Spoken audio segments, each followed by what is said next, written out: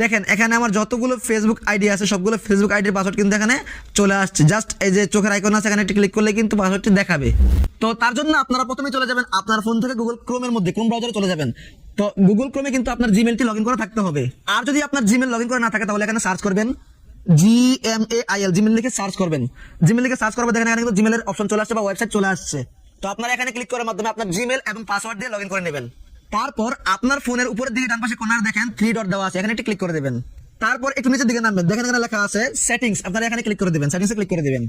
তো সেটিংসে ক্লিক করার পর আপনার সামনে এই যে এরকম একটি পেজ চলে আসবে। তো আপনার গুগল ক্রোমে যদি জিমেল অ্যাকাউন্ট লগইন করা থাকে তাহলে কিন্তু এখানে জিমেল অ্যাকাউন্টটি দেখাবে, শো করবে এখানে।